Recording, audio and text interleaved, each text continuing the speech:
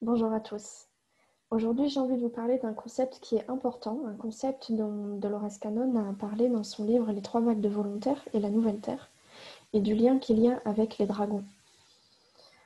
J'ai envie de vous partager une séance que j'ai accompagnée il y a quelque temps, une très très belle séance justement qui illustre bien le fait que les dragons aussi peuvent être des volontaires. Donc quand je dis volontaire, ça rentre dans le concept qu'a créé en fait Dolores Cannon avec son livre Les trois vagues de volontaires et la nouvelle Terre, dont je vous mets sous la vidéo le résumé écrit par Virginie Tanguay et qui est disponible sur mon site internet, qui est super bien fait. Pour ceux qui n'ont pas lu le livre, du coup, vous aurez beaucoup d'informations rien que dans ce résumé-là, pour comprendre donc de quoi parle ce livre. Donc avant de vous partager la séance et de parler des dragons, je voudrais juste refaire un petit récapitulatif sur le concept des trois vagues de volontaires et le concept de nouvelle terre tel que Dolores Cannon en parle.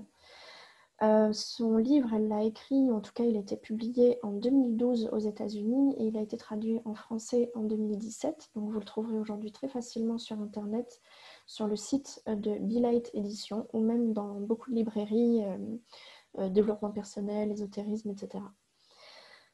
Donc le titre du livre, déjà, Les trois vagues de volontaires et la nouvelle terre, il est en deux parties. Donc il y a une partie qui parle des volontaires. Donc qu'est-ce que c'est les volontaires?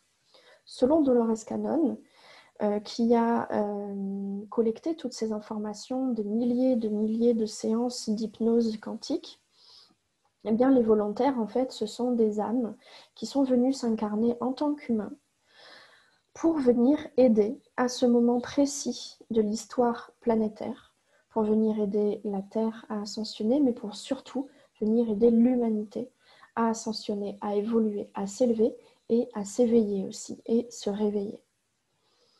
Et ces âmes-là, en fait, ce sont des âmes extraterrestres qui viennent d'autres planètes, d'autres galaxies. C'est la seule manière dont ces êtres-là peuvent nous aider.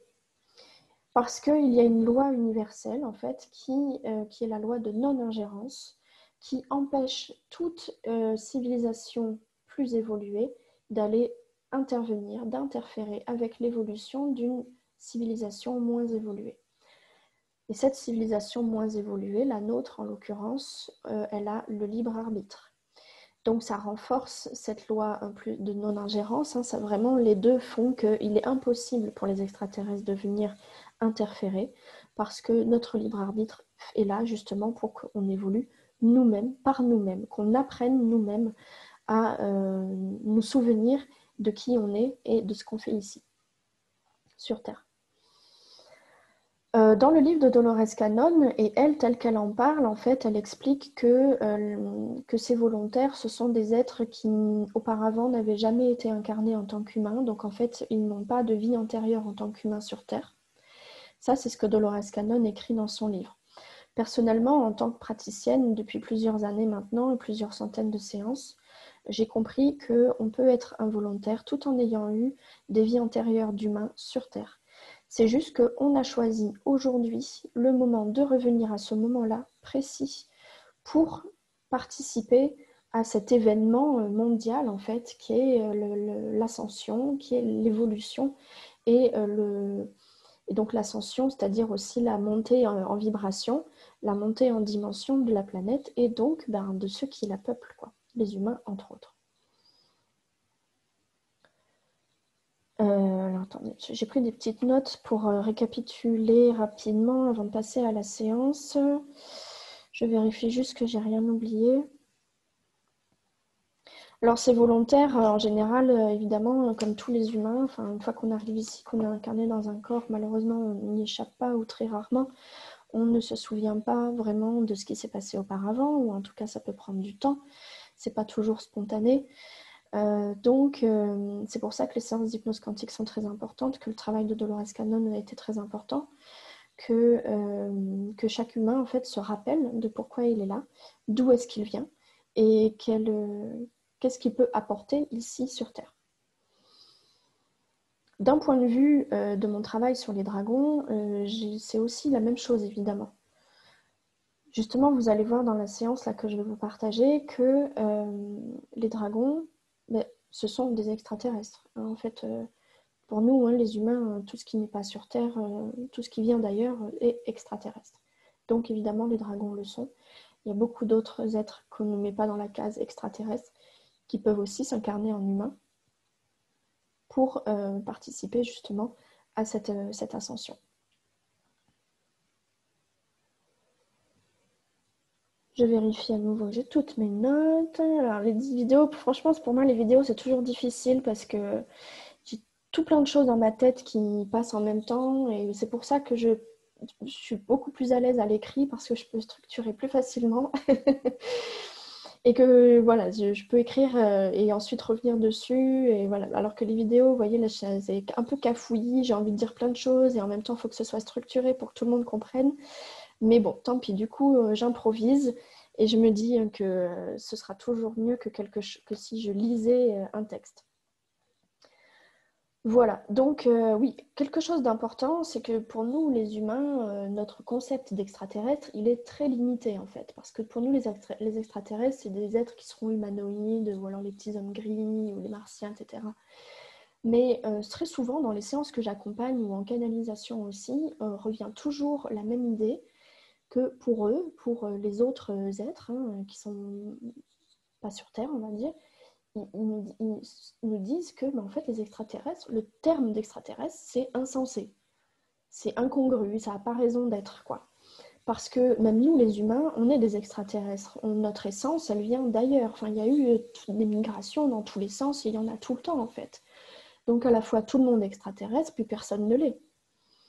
Donc déjà, quand on arrive à défaire notre vision des extraterrestres, on arrive à se dire, ok, alors si les dragons existent, ben oui, très bien, on peut les mettre dans la même case, les anges pareil, ou les elfes, etc.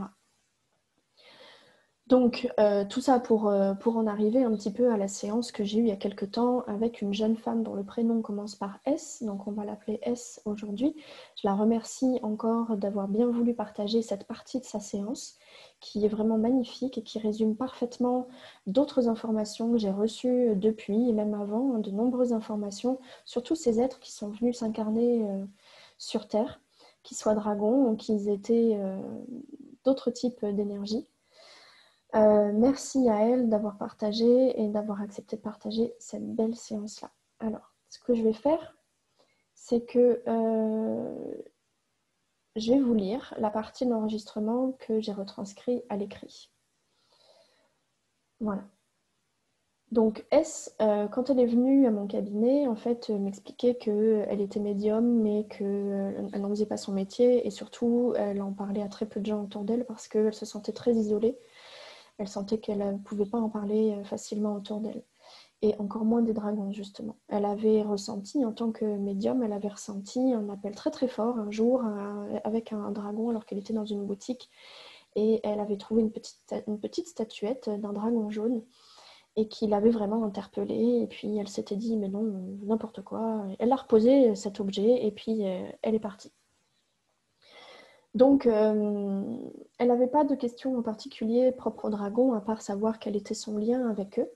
Donc, évidemment, comme à chaque séance, hein, ce qui est ressorti de la séance, c'est ce qui était bon pour elle à ce moment-là. Il était important pour elle qu'elle se remémore d'où elle venait, qui elle était et pourquoi elle était venue sur Terre. Donc, voilà comment commence sa séance. Elle me dit, j'ai l'impression d'avoir des griffes, des grandes, des pattes. J'ai l'impression que j'en ai 4. En fait, j'ai l'impression que je suis un dragon. Et je suis jaune. J'ai des ailes. Et il y a un autre dragon qui s'approche, il me ressemble, mais il est bleu. C'est comme un frère. Et là, on mange. Je crois que je mange des fruits. Je lui ai demandé où on devait aller. Et il dit qu'on s'en va pas, qu'on reste là. En fait, j'ai l'impression qu'il y a des dragons qui volent au-dessus de nous. Et j'ai l'impression qu'il y a un dragon rouge qui nous a rejoints. Tous les deux sont masculins, mais moi, je me sens plutôt féminin. Le dragon rouge est un peu derrière sur la droite et le dragon bleu en face de moi. J'ai l'impression qu'on attend quelque chose comme quelqu'un, comme un chef, ou alors le début d'une réunion, je ne sais pas trop. Comme si on devait se rassembler en fait. Oui, c'est ça, c'est une assemblée, il y a un dragon qui parle, et on est plein de dragons à l'écouter. On est plusieurs dragons. Je lui demande de me décrire le dragon qui parle. Elle me dit, je sais pas, j'ai l'impression que c'est une vieille dragonne qui a l'air un peu dorée. J'ai l'impression qu'il manque du monde à cette réunion, tout le monde n'est pas là, ou alors ils ne sont pas venus, je ne sais pas. On se ressemble avec cette vieille dragonne. C'est comme si on était dans une caverne, et comme si elle était sur une estrade pour qu'on la voie, et au-dessus d'elle, en fait, pardon, je me suis trompée, pour qu'on la voie, elle est un peu au-dessus de nous, en fait, un peu surélevée, mais il manque du monde, ils ne sont pas tous là. Je lui demande alors qu'est-ce que c'est que cette assemblée. Elle me dit que c'est pour nous donner des informations de ce qu'il va falloir faire, donc c'est comme s'il fallait établir une feuille de route, et comme ça, tout le monde saura ce qu'il y a à faire. Je ne sais pas si les décisions sont prises ou si on va les prendre. Donc je lui demande évidemment qu'est-ce que vous avez à faire et à propos de quoi. Elle me répond de nos vies de dragon. Quelle tournure est-ce qu'on veut que ça prenne en fait? Ce qu'on veut en faire. Elle me dit, c'est fou, j'ai l'impression qu'il manque du monde, ou alors c'est fait exprès, on n'est que 3 ou 4, parce qu'en fait c'est comme si elle n'allait pas attendre les autres. Et le mot qui me vient à l'esprit, c'est volontaire. Je crois que c'est parce qu'on est volontaire. Ou alors c'est une sorte d'oracle et on vient la voir pour savoir ce qu'on doit faire. Moi, je suis avec mes frères. Je n'arrive pas vraiment à entendre si elle parle, si elle dit quelque chose. Il y a des dragons qui viennent dans la salle, pas beaucoup. Ils se mettent à côté. Et là, on est sur la droite. Mais il y en a qui viennent de rentrer aussi. Il faut qu'on prenne une décision, il faut qu'on décide si on y va ou pas. Donc bien sûr, je lui demande si vous allez où. Et elle me répond, j'ai envie de dire sur la terre. J'ai l'impression qu'il y en a qui sont au fond et en fait, ils sont pas contents. J'ai l'impression qu'ils disent qu'ils ne voient pas trop l'intérêt de pourquoi il faudrait y aller, que ça ne les regarde pas. Et donc je lui demande, moi, qu'est-ce que répondent les autres dragons à cela? Elle me dit, ils répondent que c'est important, qu'il faudrait participer. Et pourquoi est-ce que c'est important alors? Parce qu'on pourrait aider, qu'on saurait faire. Je crois que la dragonne dit aider les humains. C'est comme s'il y avait un débat en fait qu'il fallait se décider et moi et les 2 dragons avec moi, on n'a pas statué encore.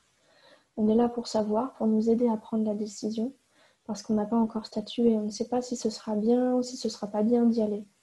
Et c'est comme si on écoutait les arguments pour peser le pour et le contre. Donc là, à ce moment-là, je lui dis, et à mesure que tu entends ces arguments, consciemment ou inconsciemment, qu'est-ce que tu en penses, toi, en tant que dragon jaune? Est-ce que ça te dit d'aller sur Terre pour les aider, ces humains, ou pas? Et elle me répond, ça me dit que de ne pas y aller, ce serait égoïste. Et que ça pourrait peut-être amener quelque chose, je ne sais pas quoi, mais on saurait faire. On ne serait pas perdu. Mais le dragon, au fond, qui n'est pas content, qui ne veut pas y aller, il a l'air de dire que les humains ne comprennent rien et que ce serait une perte de temps, et pourquoi aller perdre son temps pour y aller? J'ai l'impression qu'il dit qu'on y a déjà été et qu'ils ont déjà essayé et que ça n'a pas marché. Alors pourquoi descendre, aider, recommencer encore et perdre du temps? Qu'est-ce qu'on y gagnerait, il dit.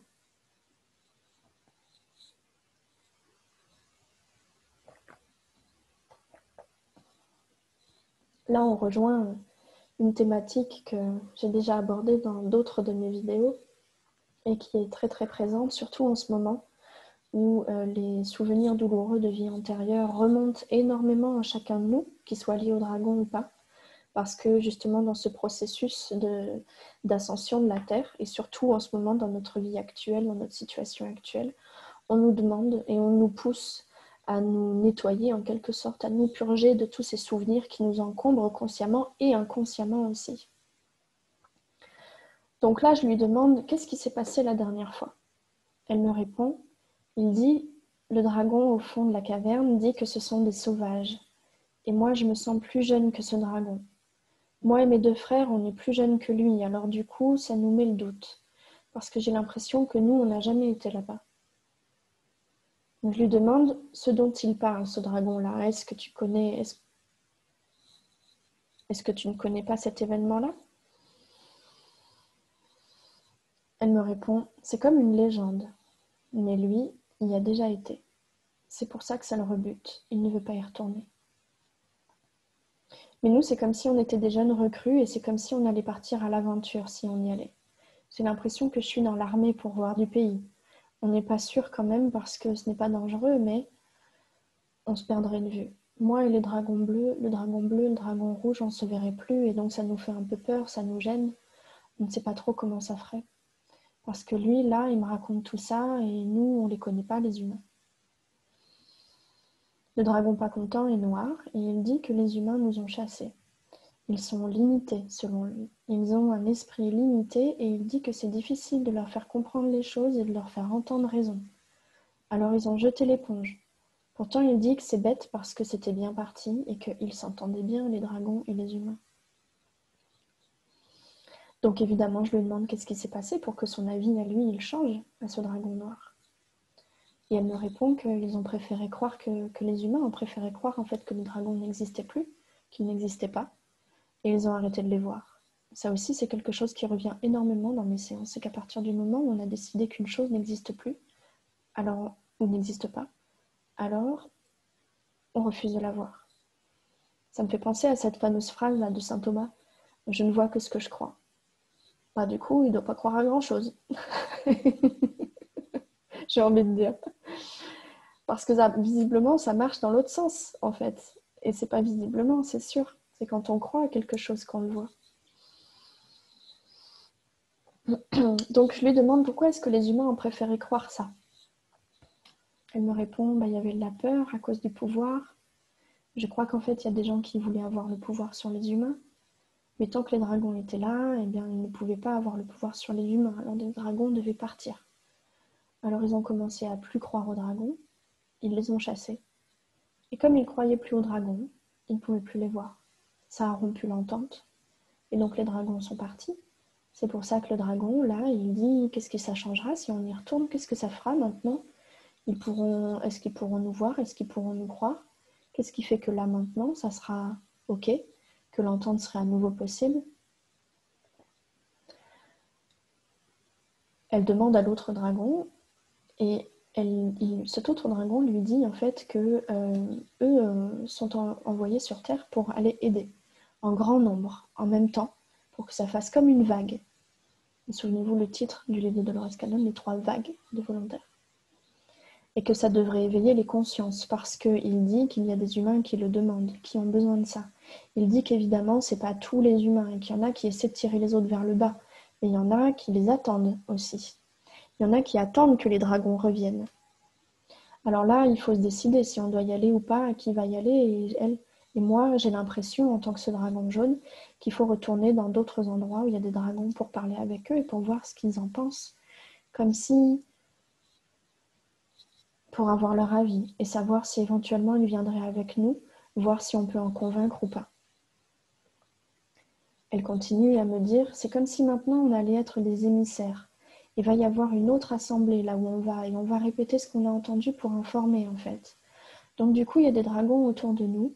On est dehors, on est posé par terre. Et le dragon bleu et le dragon rouge sont là, toujours à ma gauche.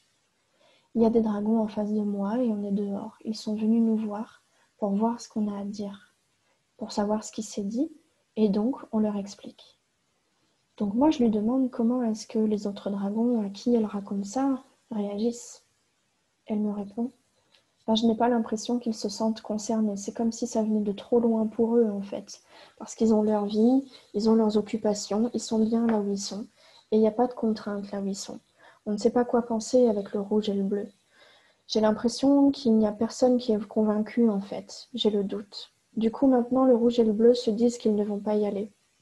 Si les autres sont emplis de doutes et sont aussi réticents, alors ils se disent, le rouge et le bleu, que autant ne pas y aller. Ça refroidit, dit-elle. Parce que les autres, j'ai l'impression qu'ils y ont déjà été. Et nous, non. Du coup, ça nous influence parce qu'on ne connaît pas. Et je crois que personne ne veut y aller. Là, on est rentré. Par précaution, je crois que le dragon bleu et le dragon rouge ne vont pas y aller. Mais moi, je n'ai pas encore décidé, en fait. Je ne vois pas les choses de façon aussi noire. Parce que ça m'attire quand même un peu. Donc maintenant, je lui dis, à ce moment-là, je lui dis, voilà, on va avancer jusqu'au moment où tu as pris ta décision. Quelle décision est-ce que tu as pris maintenant? Et elle me répond en pleurant, je vais partir. Et c'était une émotion tellement forte pour elle, je me souviens pendant sa séance, en tant que ce jeune dragon, d'assumer sa décision de partir alors que tout le monde lui met le doute, tout le monde lui raconte que c'est risqué, que ça sert à rien, que c'est une perte de temps. Ses frères ne vont plus avec elle, personne ne la soutient en quelque sorte. Mais elle a écouté son cœur, son appel était tellement fort qu'elle a pris la décision de partir. Elle dit: je ne sais pas si je leur ai dit au bleu et au rouge, parce que là je suis devant la dragonne qui est âgée, la dorée qui est recrutée, et je crois que j'ai dit que j'allais y aller finalement. Et en fait, il va y en avoir d'autres et je ne serai pas toute seule. Même si je ne les connais pas, je crois que je ne l'ai pas dit aux autres, à ceux que je connais. Je ne leur ai pas dit que j'avais envie d'y aller, je ne suis pas sûre qu'on veuille l'entendre, alors elle a pris mon inscription. Ben, je vais y aller. La dragonne me dit que je ne dois pas m'inquiéter, que c'est bien, que je vais apprendre des choses, que si mes frères ne veulent pas venir, ce n'est pas grave, mais que chaque inscription compte, que je dois être fière de ça.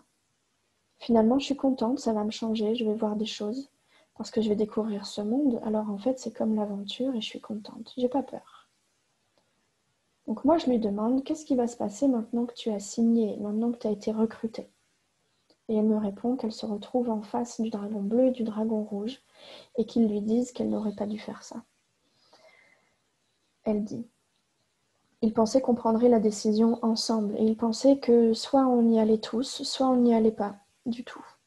Et là, j'y vais sans eux. Ils me disent que j'aurais pas dû faire ça. Ils me disent que je vais regretter, que ce sera trop dur. Et par principe de précaution, ils ne veulent pas sortir de leur zone de confort. Donc je lui demande ce qui se passe pour elle après alors. Elle me dit: j'ai l'impression que d'autres dragons s'approchent parce que je vais partir. Et ils viennent me dire au revoir. C'est triste. J'ai l'impression qu'ils pensent que je les ai trahis. Je les ai trahis. Que je les abandonne. Que je pars toute seule. Ils ont peur que je me perde. Ils ne comprennent pas pourquoi je veux faire ça. Ils ne comprennent pas auprès de qui je vais pouvoir parler. Et ils ont peur que j'oublie qui je suis. Je leur ai dit que je n'oublierai pas, que je n'oublierai jamais, que j'en étais sûre. Alors celui de gauche, qui est clair, a l'air d'être féminin. Voilà, elle dit qu'à sa gauche, il y a un dragon féminin qui vient d'apparaître. Et ce dragon féminin dit: vas-y, fais ce que tu as à faire. Tu reviendras quand tu auras fini, on t'attendra. On sera là quand tu reviendras. Fais ce que tu as à faire. Sois forte et n'oublie pas. Ils ont peur que je les oublie et là je suis partie, je suis en train de voler. Ça aussi c'est quelque chose d'important parce que c'est un schéma qu'on trouve dans beaucoup de séances où on parle de cette vie juste avant de s'incarner sur Terre. Où on a cette peur d'oublier parce qu'on sait que sur la planète Terre, malheureusement, on oublie en fait pour plusieurs raisons. Donc ça fait partie aussi du travail de ces volontaires de se rappeler qui ils sont, de vous rappeler qui vous êtes. Si vous regardez cette vidéo, vous faites très certainement partie de ces êtres-là. Pour moi, de toute façon, tous ceux qui font partie des volontaires sont toutes ces personnes en train de s'éveiller maintenant, qui se remettent en question et qui veulent tout faire pour avoir une vie meilleure, dans un monde meilleur. Pour moi, ça, c'est être volontaire. Pas besoin d'avoir été un dragon avant, d'avoir été ci ou ça avant. À partir du moment où votre cœur vous dit qu'aujourd'hui, il est important de s'éveiller, de prendre en compte toutes ces possibilités et de les accepter, alors pour moi, le travail est déjà très avancé. Les séances d'hypnose quantique que je vous propose, elles peuvent vraiment vous aider aussi à vous souvenir. Évidemment, il y a plein d'autres manières de se souvenir. Je peux que vous recommander l'hypnose quantique puisque c'est celle que je pratique et que je vois les bénéfices pour certaines personnes et notamment dans la séance que je vous partage aujourd'hui. Voilà. Alors ensuite, je lui demande vers où est-ce qu'elle se dirige maintenant.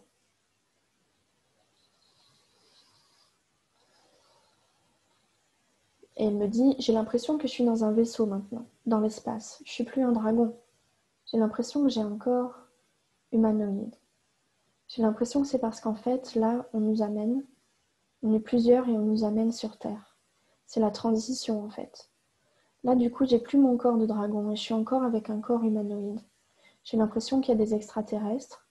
J'ai l'impression qu'on nous donne des instructions, qu'on nous explique des choses pour qu'on sache ce qu'on va devoir faire et que les autres là qui sont dans des corps humains comme moi, en fait, c'est des engagés comme moi. On nous explique les derniers trucs avant qu'on arrive sur Terre. Donc je lui demande: qu'est-ce qu'on t'explique? Qu'est-ce qu'on vous explique? Et elle me dit qu'elle parle avec un être dans le vaisseau, un extraterrestre. Il dit de ne pas avoir peur et de croire en eux, de croire en nous aussi, qu'on ne sera jamais seul, qu'on ne nous lâchera pas, qu'il y aura toujours des guides avec nous. Et je crois qu'on va être dispatchés, on ne sera pas ensemble. Là, on est ensemble dans le vaisseau, mais en fait, on ne sera pas ensemble après. Ce n'est pas sûr qu'on se recroise. Je lui demande, est-ce qu'il y a des instructions individualisées, des instructions pour toi également? Et elle me répond qu'elle lui demande et que oui, il lui dit de faire attention à elle et de toujours croire en elle. À un moment donné, je vais me réveiller, elle dit. Je me rappellerai que j'étais un dragon avant et que du coup, ils seront là, à ce moment-là. À ce moment-là, c'était le moment de sa séance. C'est chouette. Je lui demande en quoi est-ce que ces êtres-là qui seront là avec elle, en quoi est-ce qu'ils seront utiles. Et elle me répond, je crois qu'il me dira ce que je devrais faire au fur et à mesure. Il dit que j'ai la ressource, que je ne dois pas m'inquiéter, qu'on ne nous lâche pas dans la nature comme ça, l'air de rien. Il suffira que je leur parle et qu'ils m'entendent, pour qu'ils m'entendent et qu'ils me répondront. Et là j'arrive, j'ai l'impression que je suis transférée sur Terre, comme si j'allais naître, parce que j'ai quitté la soucoupe maintenant. Voilà. Là, je suis un bébé, dans ma vie de maintenant. Voilà.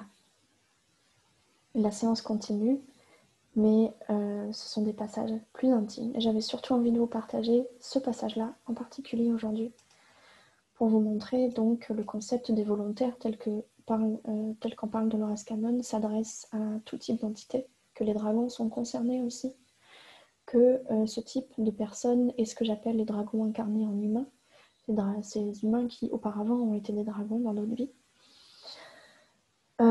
Ces volontaires, ils sont là vraiment pour aider l'humanité à se réveiller avec amour, pour que l'humanité réapprenne à écouter son cœur.